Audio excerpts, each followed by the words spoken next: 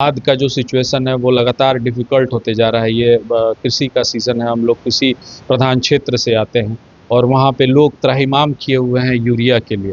देखिए, यही तो हम चाहते हैं कि जनता चुप क्यों है? यही बीजेपी के एक मिनिस्टर थीं जो गैस के दामों की वजह से अपने माथे पर सिलेंडर को उठा के प्रदर्शन करती थी कि आप कह सकते हैं कि लूट हो रही है और हमें ये नहीं दिख रहा है।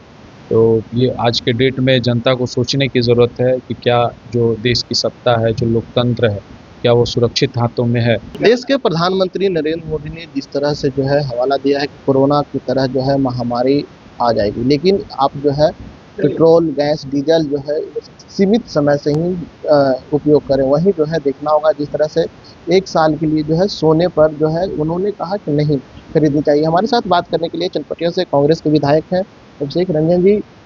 देश के प्रधानमंत्री लगातार जो है कह रहे हैं कम ये मोदी जी के पास जो है वो हमेशा से प्लानिंग का अभाव रहा है। उनके जो कैबिनेट मिनिस्टर्स हैं, उनके पास प्लानिंग का अभाव रहा है। महामारी अगर कहीं आ जाती है तो वो किसी के बस में नहीं है। ये हम नहीं कहते कि वो मोदी जी के बस में है कि उसको रोक सकते, पर एक बेटर प्लानिंग होनी चाहिए थी। ये सिचुएशन जो है लगभग 2 महीने से क्रिएट हो रहा है और ये दूरदर्शिता का चीज़ है। जो एक बढ़िया लीडर होता है वो दूरदर्शी होता है, उस चीज़ को बेटर प्लानिंग कर सकता था। जैसे मार्च में राहुल जी ने इस चीज़ के ऊपर ध्यान आकर्षित किया हुआ था और उन्होंने कहा था कि एक बेटर प्लानिंग की ज़रूरत है। पर मोदी जी के पास आइए तो उनके पास प्लानिंग का हमेशा अभाव रहा है।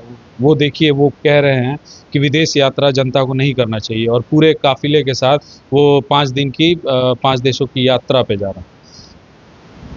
वो कहते हैं कि 1 साल तक शादी विवाह नहीं करना चाहिए। उन्होंने कहा कोरोना के टाइम में कि थाली ताली बजाओ, लोगों ने बजाया। उसके अगेंस्ट में कोविड वैक्सीन उन्होंने दिया, जो बिना कोई जांच पड़ताल के ही उन्होंने वैक्सीन लोगों को देने के लिए कह दिया। आज के डेट में उसका खामियाजा लोग भुगत रहे हैं। कहीं न कहीं यंगस्टर्स में है वो हार्ट अटैक का जो प्रॉब्लम है वो लगातार बढ़ते हुए दिख रहा है। नोटबंदी में उन्होंने कहा, स्टेटमेंट दिया, रोना धोना जो हुआ, वो सारी चीज़ लोग देख रहे हैं। ये कहीं से स्टेटमेंट जो है ये जायज़ नहीं है। आप देखिए, खाद का जो सिचुएशन है वो लगातार डिफ़िकल्ट होते जा रहा है। ये कृषि का सीज़न है, हम लोग कृषि प्रधान क्षेत्र से आते हैं और वहाँ पे लोग त्राहिमाम किए हुए हैं यूरिया के लिए और यूरिया का कोई अल्टरनेट व्यवस्था, जैसे यूरिया का लगातार 6 साल से आप देखिए तो शॉर्टेज चल रहा है। सरकार को इस पर मेहनत करनी चाहिए थी कि यूरिया का जो अल्टरनेट व्यवस्था है उसे किसानों के बीच में उसे आम करना चाहिए था, पर उसके ऊपर किसी का ध्यान नहीं गया, किसी मिनिस्टर का ध्यान नहीं गया, सरकार का ध्यान नहीं गया। आज सिचुएशन हाथ से निकल रही है तो मोदी जी लोगों से अपील कर रहे हैं कि वो सहयोग करें।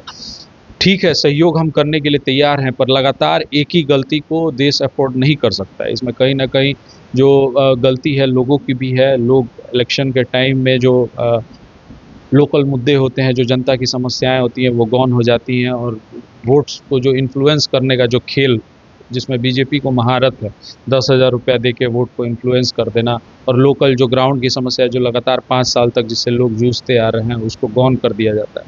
तो कहीं न कहीं जनता की भी दिक्कत है और सरकार की तो दिक्कत लोग समझ ही रहे हैं। पेट्रोल, डीज़ल, आप कहने के लिए बहुत आसान है कि पेट्रोल, डीज़ल का यूज़ नहीं कीजिए। आप इमेजिन कर सकते हैं कि बिना पेट्रोल, डीज़ल का देश चल सकता है, लोगों की जो ज़िंदगी है, वो चल सकती है। तो ये स्टेटमेंट गैर ज़िम्मेदाराना है, इसको और बेटर प्लानिंग करके यूज़ करने की ज़रूरत है। और आप मोदी जी जो देश के लोगों से अपील कर रहे हैं, मैं चाहता हूँ कि वो पहले पॉलिटिशियन से अपील करें कि वो जो लग्ज़रियस लाइफ़स्टाइल जो जीना है, 2-200 गाड़ियों का कारवां है, ये सब चीज़ों को कंट्रोल करें। अपनी जो सैलरी है, जो लीडरशिप है, जो एमएलएज़ हैं, एमपीज़ हैं, एमएलसी हैं, उनको दान कर देनी चाहिए। अगर फंड का क्राइसिस अगर सरकार को है, उनकी सैलरीज़ रोक देनी चाहिए। तो ये चीज़ें जनता ही हमेशा क्यों कुर्बानी दे? पहले जो लीडर्स हैं उन्हें कुर्बानी देनी चाहिए। इस तरह से देखा जा रहा है कि क्या लोग मानेंगे? जिस तरह गैस जो है बहुत किल्लत हो रहा है, 45 दिन पर अपना बंद। देखिए, यही तो हम चाहते हैं कि जनता चुप क्यों है? यही बीजेपी के एक मिनिस्टर थीं जो गैस के दामों की वजह से अपने माथे पर सिलेंडर को उठा के प्रदर्शन करती थी। आज सिलेंडर का दाम तिगुना हो चुका है, फिर भी जनता चुप है। किसी को कोई दिक्कत नहीं है और जो अंधभक्त जिसे हम बोलते हैं, वो बोलते हैं कि 5,000 रुपये भी सिलेंडर अगर हो जाए तो हम लोगों को देने में कोई ऐतराज़ नहीं है। तो जब जनता को ही ऐतराज़ नहीं है, तो हम भी इसी देश के बासिंदे हैं, हमें भी कोई ऐतराज़ नहीं है। ना विपक्ष एक आईना होता है, विपक्ष हमेशा जो है आईना दिखाने की कापना ने लेकिन सदन में भी आपने आवाज़ उठाते हैं, लेकिन क्या सरकार सुनती है? जिस तरह से जो है टीआरई 4 पर अभ्यर्थी पर जो लाठी बरसी गई है।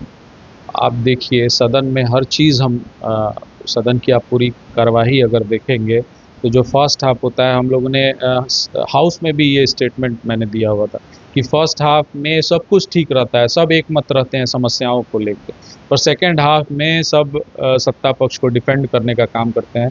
आज हमारा स्ट्रेंथ जो है विपक्ष का वो काफ़ी कमज़ोर है, चीज़ों को हम उतनी मजबूती के साथ सदन में पुटअप नहीं कर पाते हैं। आप देखिए नेता का जो बेटा है वो बिना इलेक्शन लड़े मंत्री बनने के कैपेबल है, पर इस देश का युवा अपने वैलिड हक के लिए लोकतांत्रिक तरीके से अगर प्रोटेस्ट कर रहा है, सरकार के खिलाफ अपनी आवाज़ को बुलंद कर रहा है, तो उसकी आवाज़ को दबाने के लिए सरकार लाठीचार्ज करवा देती है, कहीं से भी एक्सेप्टेबल नहीं है। और सरकार का तानाशाही रवैया लगातार चला आ रहा है, जनता सब कुछ देखते हुए भी आंखों पे पट्टी बांध के जो सरकार के जो तंत्र है उसका शिकार होते जा रही है। तो इसमें हमारा जो स्ट्रेंथ है उसके हिसाब से हम प्रयास कर रहे हैं, पर कहीं ना कहीं आज देश में रेवोल्यूशन की ज़रूरत है। तभी जो लगातार देखिए ये सरकार अनैतिक तरीके से इलेक्शन कमीशन जो निष्पक्ष होता है वो ना पक्ष का होता है ना विपक्ष का होता है, वो किसी लगता है ऐसे काम कर रही है जैसे वो बीजेपी की पेड कोई कंपनी है उस हिसाब से काम करे। तो कहीं ना कहीं आज के डेट में आप लोकतंत्र को नहीं कह सकते हैं कि वो सुरक्षित हाथों में है। राहुल गांधी इस पर कई बार जो है बातें रखे हैं और कहे हैं कि देखिए जो इलेक्शन कमीशन है वो कहीं से ठीक नहीं है। तार राहुल जी ही नहीं, इंडिया के जितने एनडीए के खिलाफ जो दल एकत्रित होकर जिन्होंने इंडिया अलायंस का गठन किया हुआ वो सारे लोग ये बोल रहे हैं कि इलेक्शन कमीशन की भूमिका निष्पक्ष नहीं, पर तंत्र उनका है आवाज़ दबाने का जो ज़रिया है उसको इस्तेमाल करके हमारे आंखों के सामने लोकतंत्र की आप कह सकते हैं कि लूट हो रही है और हमें ये नहीं दिख रहा है। तो ये आज के डेट में जनता को सोचने की ज़रूरत है कि क्या जो देश की सत्ता है, जो लोकतंत्र है, क्या वो सुरक्षित हाथों में है? अगर सुरक्षित हाथों में है, हमें तो नहीं लगता कि सुरक्षित हाथों में, अगर जनता को लगता है, फिर भी अगर ये समस्याएं उन्हें लगती हैं कि ये कॉमन समस्याएं हैं तो फिर कोई कुछ नहीं कर सकता। पर आज देश को जो है, आज देश की जो आर्थिक स्थिति है लगातार गिरती जा रही है, देश जो है कर्ज में डूबता जा रहा है, तो कहीं ना कहीं ये बिहार को भी कर्ज लेना पड़ा है। आप देखिए 12,000 रुपये का कर्ज सरकार को लेना पड़ा। आज के डेट में 6 महीना से जो कॉन्ट्रैक्टर्स हैं जिन्होंने काम किया है उनका जो पेमेंट है वो भुगतान नहीं हो रहा है। नया जो रोड टेंडर हो चुका है वो फंड के अभाव में उसका रीटेंडर का प्रोसेस लगातार करके डिले किया जा रहा है। आज के डेट में सारा टेंडर कैंसिल हो गया बिहार गवर्नमेंट। ये सारा खेल है फंड का।